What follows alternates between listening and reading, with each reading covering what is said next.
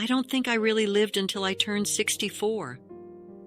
That thought hit me like a ton of bricks, making my chest tighten. Had Richard been holding me back all these years? Or was I the one denying myself? The realization felt both like a harsh scolding and a long overdue awakening. I took a deep breath, my fingers brushing against the old, dusty photo album in my lap. Was I really ready to face my past? I had been cleaning out the basement, something I had put off for years.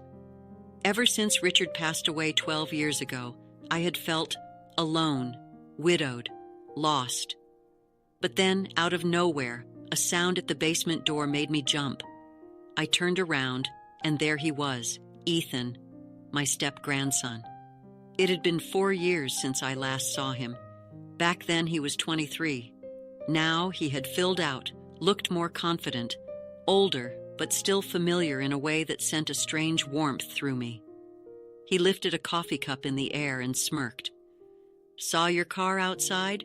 Figured I'd come in. Looked like you could use a hand."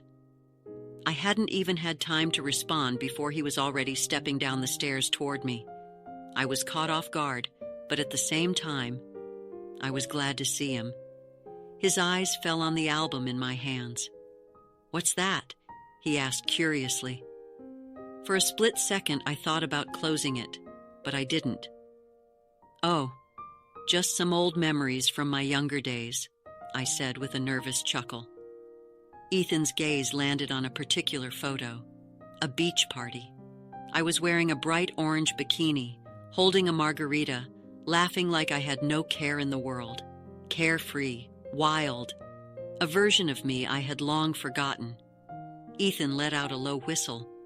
"Wow, it's weird thinking of you like this, but honestly, it's incredible."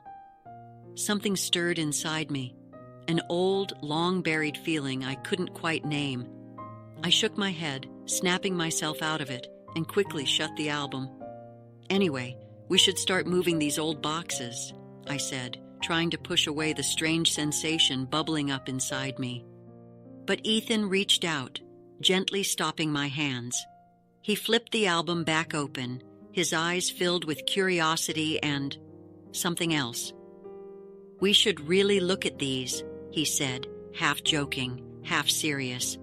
"Seeing you like this, it's kind of amazing." I hesitated. Some of those pictures were a little wild. A side of me I wasn't sure I was ready to revisit, but Ethan's fascination, the way he looked at those photos, I just couldn't say no.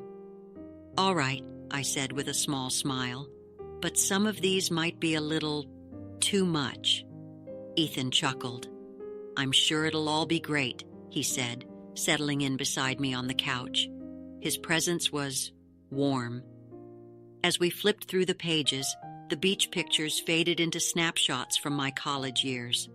The wild nights, the reckless adventures, the version of me who lived without second-guessing.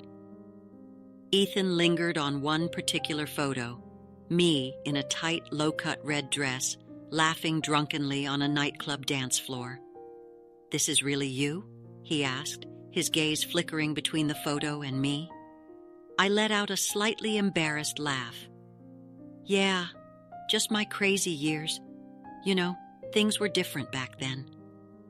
He was quiet for a moment, then finally said, "You know, I always just thought of you as my grandmother, but you were actually kind of a party girl." His words made something in me tighten, half embarrassment, half something else.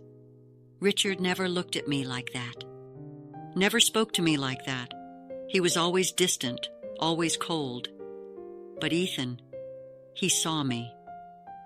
As we neared the last pages of the album, the photos became even more personal, more intimate. They weren't just pictures. They were pieces of me, forgotten fragments of the woman I used to be. Ethan let out a soft chuckle. "Seeing these pictures, it feels like a privilege. You were beautiful even back then. Richard was a lucky man." His words sent a warmth through me, one I wasn't sure how to process. Was this about Ethan, or was this about me? Maybe. It was both. But deep down, I knew one thing for sure. This was just the beginning. Part 2, coming soon.